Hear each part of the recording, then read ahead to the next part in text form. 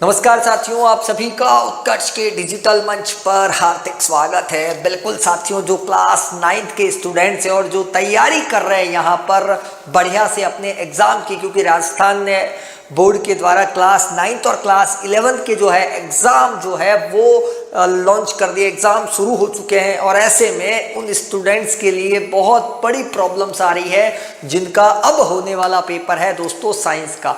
तो मैं उन्हें बता दूं, बिल्कुल भी घबराने की आवश्यकता नहीं है, क्योंकि संदीप सर आपके साथ हैं और आपके लिए फिजिक्स के इंपॉर्टेंट क्वेश्चन विद डेरिवेशन जो एग्जाम में आ सकते हैं या जिस पर बेस्ड क्वेश्चन बनता है वो मैं आज इस लेक्चर में बताने वाला हूं। तो जो लोग इस लेक्चर की शुरुआत से जुड़े वो अंत तक देखें और जरूर इस क्लास को शेयर करें ताकि मेरे सभी स्टूडेंट्स को इसका लाभ मिल सके, बेनिफिट्स मिल सके। तो फटाफट से फिजिक्स की इस दुनिया में मैं आप सभी का स्वागत, अभिनंदन करता हूं दोस्तों। तो जल्दी से शुरुआत करते, क्या पढ़ने वाले दोस्तों, फिजिक्स के चैप्टर्स हम पढ़ेंगे।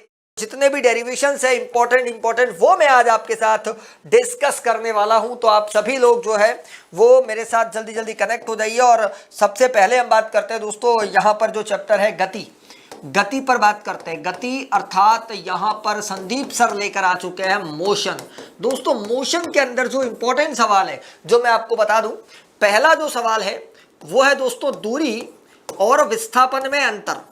दूरी व और यहां पर जो है विस्थापन में अंतर, ये इंपॉर्टेंट सवाल है दोस्तों। यहां पर सबसे महत्वपूर्ण सवाल यहां से निकल कर आ गया है। दूसरा, चाल और वेग में अंतर। चाल और वेग में अंतर, ये दूसरा सबसे महत्वपूर्ण प्रश्न जो है वो यहां से निकल रहा है। तीसरा सवाल दोस्तों वो है यहां पर त्वरण किसे कहते हैं और इसका एसआई मात्रक क्या है, और इस पर कोई सवाल। अब बात आती है दोस्तों, जैसा कि हमारा टाइटल था कि डेरिवेशन, इंपॉर्टेंट डेरिवेशन, यहां पर इंपॉर्टेंट डेरिवेशन दोस्तों वो है दोस्तों गति के समीकरण। गति के समीकरण जो है वो अपने आप में बहुत ज्यादा इंपॉर्टेंट है। नोट कर लीजिएगा तमाम मेरे साथी, तमाम मेरे विद्यार्थी, गति के समीकरण जो कि बहुत इंपॉर्टेंट है। एग्जाम में इस पर numerical question, fill in the blanks, छोटा क्वेश्चन, शॉर्ट क्वेश्चन, कैसा भी बन सकता है। आप तैयार रहें इन क्वेश्चंस के लिए। गति की पहली समीकरण v बराबर u प्लस ए टी, ये गति की पहली समीकरण है। साथियों गति की दूसरी समीकरण s बराबर U T plus half A T square, ये गति की दूसरी समीकरण। और मेरे प्यारे भाइयों और बहनों, गति की तीसरी समीकरण v square minus U square बराबर 2as, ये तीन समीकरण संदीप सर की कलम से लिखी जा रही है। दोस्तों u जो होता है वो होता है प्रारंभिक वेग। u जो होता है वो होता है प्रारंभिक वेग। v होता है साथियों, v होता है अंतिम वेग और a होता है त्वरण और t होता है समय, ठीक। और s यहां पर टोटल डिस्टेंस को बताएगा। ये सारी कहानी अपन ने लिखी। गति की तीन समीकरण याद कर लो, v बराबर u plus A T, s बराबर U T plus half A T square और v square minus U square बराबर 2as। तो ये तमाम समीकरण जो है वो मेरे सभी साथी फटाफट से नोट डाउन कर लीजिएगा। जल्दी से गति की तीन समीकरण लिखें। ये आपका चैप्टर फिनिश। अगला चैप्टर जो कि फिजिक्स का है 8वां चैप्टर। चैप्टर का नाम बल तथा गति के नियम। बल तथा गति के नियम, force and law of motion. दोस्तों force and law of motion जो है वो अगला चैप्टर है, हमारा 8 चैप्टर है। बात करता हूं सबसे पहले बल की। फोर्स की फॉर्मूला है F equal to M dot A, द्रव्यमान और त्वरण का गुणनफल।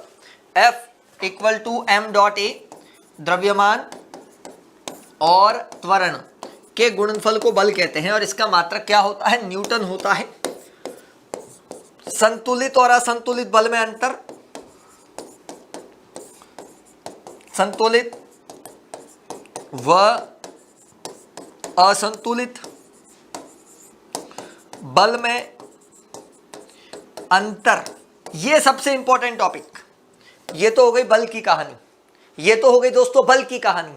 और इस चैप्टर से क्या है, गति का पहला नियम, जिसको हम जड़त्व का नियम कहते हैं, इंपॉर्टेंट है, विथ एग्जाम्पल।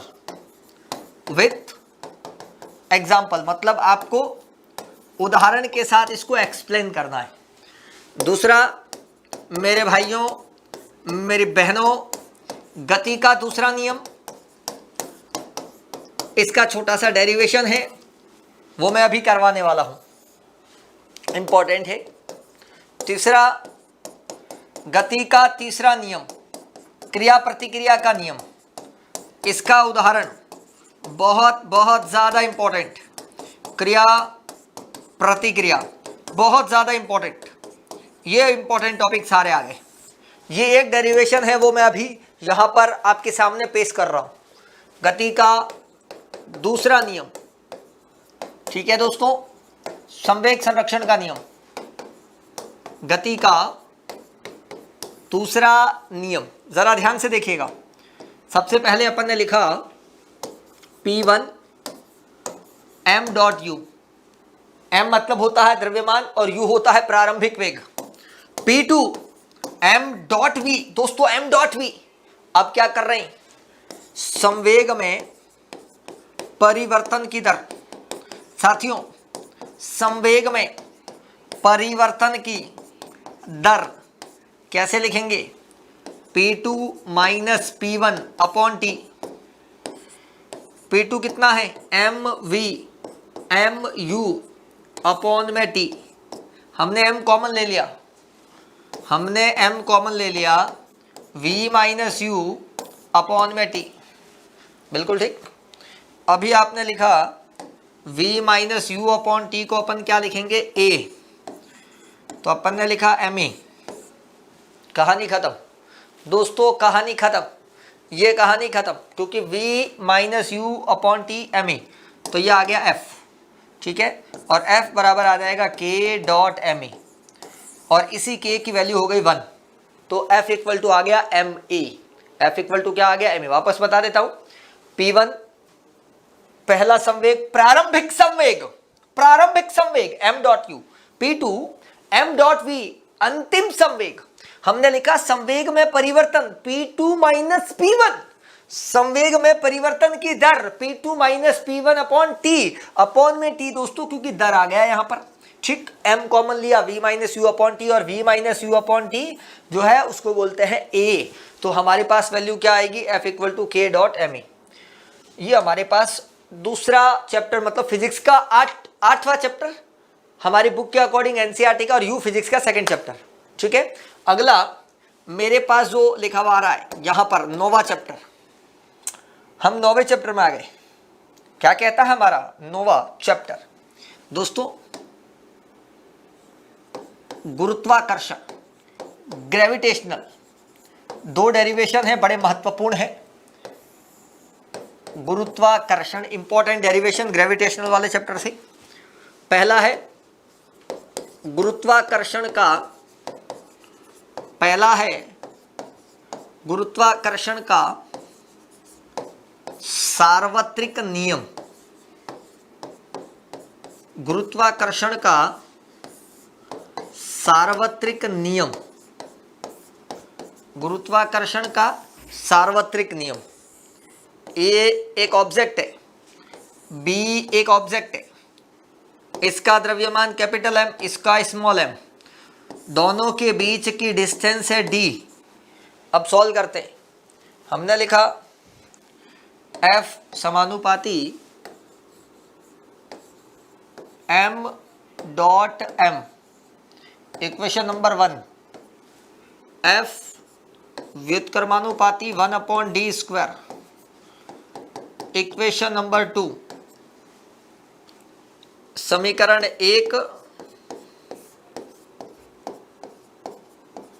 व समीकरण 2 से f लिखा m डॉट m, हमने लिखा यहां पर m डॉट m। तो अपन ने देखा दोस्तों यहां पर समीकरण 1 और 2, समीकरण 1 और 2 f समानुपाती mm, m f व्युत्क्रमानुपाती 1 upon D square. हमने लिखा m dot m upon D square. ठीक है, अभी अपन ने क्या किया, F बराबर, जैसे ही इस समानुपाती के चिन्ह को हटाता हूं तो यहां पर आ जाएगा z और यह आ गया m dot m upon D square. यह है गुरुत्वाकर्षण का सार्वत्रिक नियम। इस z की वैल्यू होती है 6.673 इंटू 10 की पावर -11 nm स्क्वायर kg-2 और ये वैल्यू दी थी दोस्तों, एक साइंटिस्ट थे जिनका नाम है हेनरी कैवेंडिश। क्लियर हो गई बात यहां पर? एनी डाउट, कोई प्रॉब्लम? ये इंपॉर्टेंट डेरिवेशन है गुरुत्वाकर्षण का सार्वत्रिक नियम। एक आती है वैल्यू जिसको अपन कहते हैं गुरुत्वीय त्वरण। हमने लिखा गुरुत्वीय त्वरण, स्मॉल z की वैल्यू, और वो वैल्यू होती है 9.8 मीटर पर सेकंड स्क्वायर। पहला लिखा F equal to m dot z, equation number 1।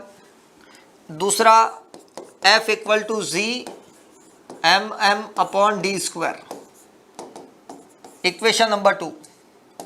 ठीक है, दोनों ही लिखा। अब समीकरण 1 व समीकरण 2 से इधर भी F उधर भी F, F से F गया, ये जो F था और ये भी F था, F से F गया, तो अब पीछे क्या बचा, mg और यहां पर आ गया g mm upon D square, g mm upon D square. m से m गया, g m upon D square, और जो d है उसकी जगह पे r लिखेंगे। d की जगह पे r रेडियस, पृथ्वी की रेडियस, त्रिज्या, gm अपॉन आर स्क्वायर। ये कहानी पूरी हो गई। ये कहानी क्या हो गई, पूरी। खेल खत्म कर दिया ना संदीप सर ने, खेल खत्म। gm upon R square. Any doubt, any problem? No problem. इसके अलावा दोस्तों, जो आपने समीकरण लिखी थी गति की, जहां जहां पर भी समीकरण लिखी थी उनमें एक बदलाव करना है। अगर हम गुरुत्व के अधीन बात कर रहे हैं तो उनमें एक बदलाव आएगा, जो a है उसकी जगह पर z हो जाएगा, जो a है उसकी जगह पर z हो जाएगा, और जो a है उसकी जगह पर z हो जाएगा, क्योंकि ये सब गुरुत्व के अधीन है। एक फॉर्मूला और याद करना है आपको, Wm किसी वस्तु का चंद्रमा पर भार, We किसी वस्तु का पृथ्वी पर भार 1/6। इस पर भी कई सारे न्यूमेरिकल क्वेश्चंस बनते हैं। यह है दोस्तों गुरुत्वाकर्षण की कहानी जो संदीप सर की कलम से लिखी जा रही है। मुझे नहीं लगता मेरे किसी भी साथी को किसी भी प्रकार का कोई डाउट होगा। अगला इंपॉर्टेंट टॉपिक, कार्य तथा ऊर्जा। कार्य एक अदिश राशि है, ऊर्जा भी एक अदिश राशि है। किसी वस्तु पर बल लगाने पर उस दिशा में विस्थापन होता है तो उसे कार्य कहते हैं। इसका मात्रक जूल होता है। तो अपन लिखेंगे कार्य बराबर बल इंटू विस्थापन। हम लिखेंगे कार्य बराबर बल इंटू विस्थापन। नोटेड, नोट करते रहिएगा। कार्य जिसको W कहते हैं, बल जिसको F कहते हैं, विस्थापन जिसको S कहते हैं। मात्रक क्या है, जूल। किसी वस्तु पर बल लगाया और बल की दिशा में विस्थापन उत्पन्न हुआ तो वो हो चुका है आपका कार्य। Any doubt, any problem? नहीं प्रॉब्लम। ऊर्जा किसे कहते हैं? कार्य करने की क्षमता को ऊर्जा कहते हैं। मूलतः दो प्रकार की है। पहला है काइनेटिक एनर्जी। काइनेटिक एनर्जी जिसको कहते हैं दोस्तों गतिज ऊर्जा, और दूसरा है पोटेंशियल एनर्जी जिसको कहते हैं स्थितिज ऊर्जा। दो तरह की एनर्जी है जो आपके सामने है दोस्तों। जो गतिज ऊर्जा है उसको काइनेटिक एनर्जी कहते हैं और उसका फॉर्मूला है ½ mv², और जो स्थितिज ऊर्जा है उसका फॉर्मूला है mgh। महात्मा गांधी हॉस्पिटल। ये दो फॉर्मूले आपके सामने हैं, इसमें कोई डाउट नहीं होना चाहिए आपको। पहले मैं गतिज ऊर्जा का डेरिवेशन करवा रहा हूं। गतिज ऊर्जा के सूत्र की व्युत्पत्ति, गतिज ऊर्जा के सूत्र की व्युत्पत्ति, ठीक है, जरा ध्यान से देखिएगा। अब इसमें क्या होगा, जरा देखें आप, गतिज ऊर्जा के सूत्र की व्युत्पत्ति, गति का तीसरा समीकरण, गति का तीसरा समीकरण देखें जरा, v square minus U square बराबर 2as, यहां से a निकाला, v square minus U square upon में 2s, a की वैल्यू आ गई। बल किसे कहते हैं, F equal to M A, F equal to M A, जहां a था वहां पर a की वैल्यू पुट करेंगे, तो अपन लिखेंगे F equal to M V square minus U square upon 2s।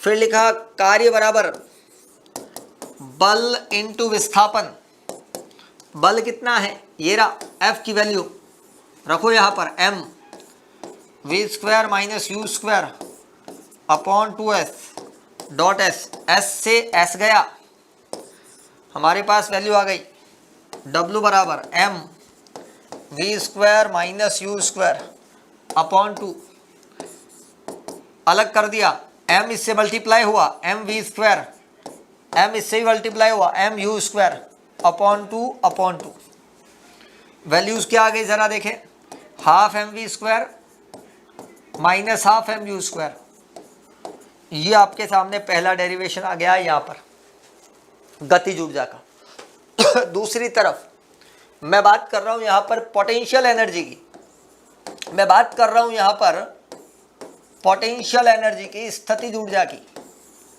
EP समानुपाती m, ईपी समानुपाती z, ईपी समानुपाती h, समीकरण 1, समीकरण 2, समीकरण 3, ईपी बराबर MGH, महात्मा गांधी हॉस्पिटल। ये संदीप सर ने कहानी यहां पर कर दी है खत्म।